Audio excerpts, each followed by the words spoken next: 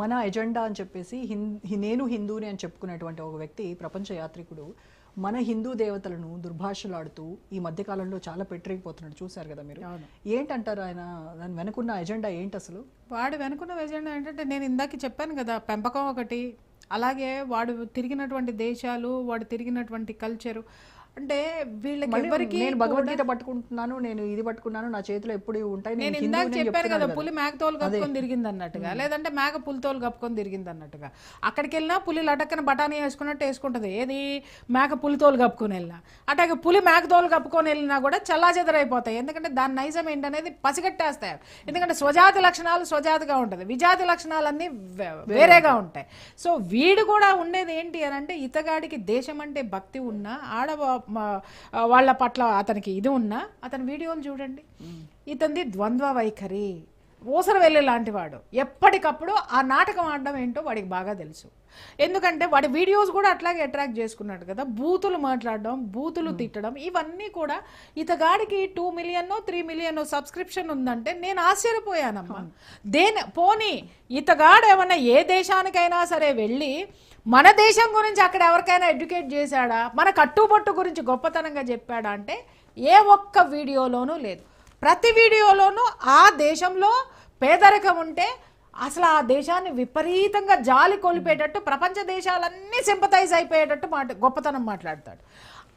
గొప్పగా ఉన్న దేశం దగ్గరికి వెళ్ళి, అంటే రిచ్నెస్ ఉన్న దేశమో లేదా వీడికి నచ్చిన దగులుబాజీ దీనికో పోయాడు అనుకోమ్మా, చూచారా ఇక్కడ ఎలా ఉన్నావో, ఎంత బాగుందంతే అని చెప్పేసి అని, భారతదేశంలో అయితే ఆ దేశం బాగుపడదు అని మొదలు పెడతాడు. అంటే ఏంటి, దేశాన్ని తిడితే వీడికి వ్యూవర్షిప్ ఎక్కడి నుంచి పెరుగుతుంది చెప్పండి? పాకిస్తాన్ నుంచి పెరుగుతుంది, ఇతర దేశాల నుంచి పెరుగుతుంది. హిందూ హెట్రేట్స్ ఎవరైతే ఉంటారో వాళ్ళందరికీ అందరూ కలిసి వీడికి సబ్స్క్రైబర్స్. నిన్న మొన్న జరిగిన విషయంలో నిజంగా హిందువులు ఎవరైతే ఉన్నారో మొత్తం అన్సబ్స్క్రైబ్ అయ్యారు. సబాష్, నిజంగా చెప్పండి, అది హిందువు, అది హిందువమ్మా. హిందుత్వం లేదని అనకు. ఎవరికి వాళ్ళకి వీడు నచ్చి ఇన్ని సంవత్సరాలు వాడి వీడియో ఫాలో అవుతున్న వాళ్ళు కూడా వీడు చేసే తప్పేంటనేది బయట పెట్టగానే మనము ఎంత టీనేజ్ పిల్లలతో సహా అన్సబ్స్క్రైబ్ చేసుకున్నారు అంటే మన పిల్లల్లో ఎలాంటి మార్పు వస్తుంది గమనించాలి మనం. ఇక్కడ ఎవరో స్త్రీల వస్త్రధారణ గురించి మాట్లాడేంత స్థాయి సీతమ్మ గారి వస్త్రధారణ గురించి మాట్లాడతాడా? అంటే సీతమ్మ చీర కట్టుకున్నా కూడా రావణాసుడు ఎత్తికెళ్ళాడు కదా అని అంటే ఏంటి అందులో? అంటే ఆ వెధవ అసలు రామాయణం చదివాడా? రామాయణం నిజంగా చదివిన వాడికి ఎవరికైనా క్రమశిక్షణ వస్తుందమ్మా. సీతమ్మ పట్ల భక్తి గౌరవం పెరుగుతుందమ్మా. వాడిలో వాడికి ఆత్మవిశ్వాసము, వాడి కర్మభూమి పట్ల వాడికి విపరీతమైనటువంటి భక్తి ఉంటుందమ్మా. ఇవన్నీ వాడికి ఏం లేవు. కాబట్టే ఏం విన్నాడు వాడు? ఎవడెవడో మాట్లాడినవి. ఇప్పుడు ఒక్కొక్కడు మాట్లాడుతూ ఉంటాడు కదా, భారతదేశము భరతమాత అంటావు, మీ భరతమాతకు మొగుడెవడరా అని అడిగే చెత్త వెధవలు మాట్లాడేటటువంటి ఆ సెక్షన్కి చెందిన వాడే వీడు కూడా అనమాట. వీడు ఎక్కడ పడితే అక్కడ ఆ భజన చేసుకుంటూ బతికేటటువంటి ఒక పారాసైట్ వీడు. వీడు మన దేశంలోకి వచ్చాడా లేకపోతే వస్తాడా తీసి పక్కన పెడితే తెచ్చి భూస్థాపితం చేయాలి. ఇట్టంటాడు బతికుండగా భూస్థాపితం ఒక్కడిని చేస్తే ఇంకొకడు మాట్లాడడానికి భయపడతాడు. నీకు గుర్తుందో లేదో, ఇదే స్టూడియోలో కూర్చొని మనం ఒకడిని నోరు మోయించాం. ఆ రోజు మనం చాలా ఫేస్ చేసాం. ఎక్కడైనా తగ్గామా, ఎక్కడైనా ఆగామా? ఈరోజు వాళ్ళు మాట్లాడడానికి భయపడుతున్నారే. వాళ్ళ గోల ఏదో వాళ్ళు పడుతున్నారు. వాళ్ళ గోల వాళ్ళు పడినప్పుడు మనం వాళ్ళ జోలికి వెళ్ళామా? నెవర్. మన జోలికి వస్తే తగ్గేదే లే. ఊచ కోత కోసి పెడతాం. నాలుక జారద్దు. ఇప్పుడు మన పిల్లలు కూడా కొంతమంది వాళ్ళు ఏంటనేది నేర్చుకుంటున్నారు, హిందుత్వం పట్ల మొగ్గు చూపుతున్నారు. ఇన్నాళ్ళ మట్టి ఎందుకు లేదంటే వీళ్ళకి చెప్పేవాళ్ళు లేరు, ధైర్యం ఇచ్చేవాళ్ళు కూడా లేరు. ఇవి ఆడపిల్లలందరూ చిన్న చిన్న బొట్టు పెట్టుకొని తిరగడం మొదలు పెట్టారు.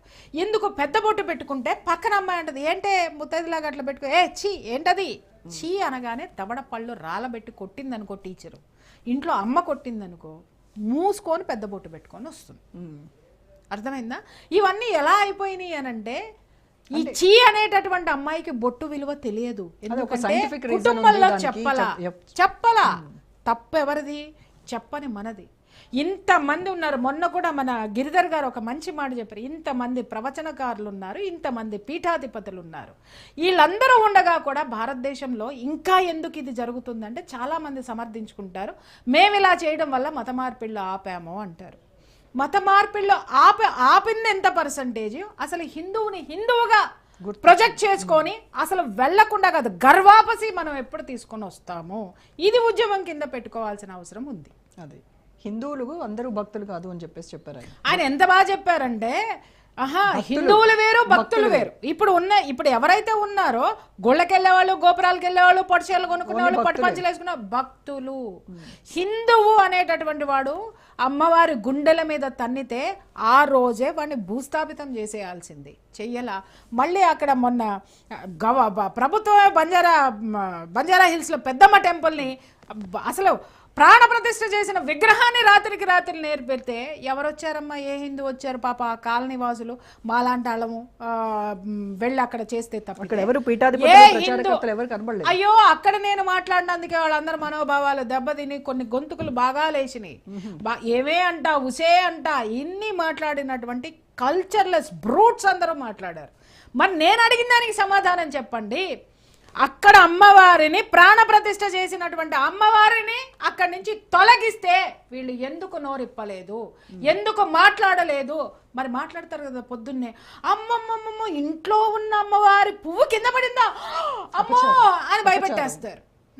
శంకరుడి పాదాల దగ్గర ఉన్నటువంటి విభూతి రాసుకుంటే ఎంతో అయిపోతుంది అంటారు. మరి శంకరుడి నుంచి పాదాల కింద ఉన్నటువంటి మట్టి రేణు విభూతి అయినప్పుడు ప్రాణ ప్రతిష్ఠ చేసినటువంటి అమ్మవారు ఉన్న భూమి ఎంత గొప్పది, ఆ విగ్రహం ఎంత గొప్పది. అది రాత్రికి రాత్రి పలుగులు గడ్డపారలతోటి తీసుకెళ్తే మాట్లాడినటువంటి పెద్ద మనుషులు ఎవరు? నన్ను తిట్టిన వాళ్ళందరూ సమాధానం చెప్పండి. ఎవరు రారంట. రానప్పుడు నువ్వు ఎందుకు మాట్లాడుతావు? నువ్వు పెద్ద ప్రవచనకారుడు అని నువ్వు ఎందుకు ముద్ర వేసుకుంటావు? నువ్వు ఏం చేస్తున్నావు? ఇప్పుడున్న పరిస్థితుల్లో నువ్వు ఏం చేస్తున్నావు అనేటటువంటిది తీయాలి. ఇంకొక విషయం కూడా ఇక్కడ జరిగింది ఏంటంటే, ఏదో ఒక పంచాయతీ, ఎవరిదో దిక్కుమాలిన పంచాయతీ, ఒక పీఠాధిపతి దగ్గరికి వెళ్తే అక్కడ ఒక పెద్ద మనిషి మాట్లాడాడంట. ఏమండి, ప్రియా చౌదరి మిమ్మల్ని ఫలానా అనింది, సో కాబట్టి మీరు ఆ ప్రియా చౌదరికి మీరు సపోర్టు మీ భక్తుల్లో ఎవరో సపోర్ట్ ఇస్తున్నారండి అని ఆయన కంప్లైంట్ చేశారు. ఇట్లుంటారు. కంప్లైంట్ చేసిన ఆయన కూడా హిందుత్వం కోసమే కొట్లాడతాడబ్బా. అంటే వాళ్ళెవరో నాకు తెలీదు, నేనెవరినో వాళ్ళకి తెలీదు, వీడు ఎందుకు మోసుకెళ్ళావు? అరే నేను అడిగిన దానికి సమాధానం చెప్పండి ఫస్ట్, తర్వాత మాట్లాడదాం. ఇవాళ ఈ భక్తులందరూ సైన్యంగా మారితే ఇవాళ మనకింత దరిద్రం పట్టేదా? ఇన్ని మత మార్పిళ్ళు ఇంకా జరిగేటియా? ఇంకా వీళ్ళందరూ వీధుల్లో తిరిగి మన హిందువుల్ని ఇళ్లల్లోకి చొచ్చుకుని పోయి మరి మతాలు మార్చి తీసుకెళ్తున్నారు. ఇవి జరిగేవా? ఈ మఠాధిపతులు, పీఠాధిపతులు వీళ్ళందరూ వాళ్ళ ప్రాపర్టీస్ని కాపాడుకోవడానికి ఈ భక్తుల్ని మెయింటైన్ చేస్తున్నారా? ఈ ప్రశ్నలకు సమాధానం చెప్పండి. మళ్ళీ నన్ను ఇట్టుకున్న ఫరకే పడదు. ఎస్, మళ్ళీ మనం ఈ న్యూ ఇయర్ సెలబ్రేషన్స్ పోతాం. అంటే ఒక ఆయన అడిగారు నన్ను, న్యూ ఇయర్స్ కూడా చెప్తున్నా, వీళ్ళు ఎందుకు చెప్పరు న్యూ ఇయర్ సెలబ్రేషన్ మనది కాదు, మన సంప్రదాయము అని కనుక వీళ్ళు చెబితే వీళ్ళు ఖచ్చితంగా ఇంట్లోకి వెళ్ళం. ఎప్పుడైనా సరే ఒకటి గుర్తుపెట్టుకోమ్మా,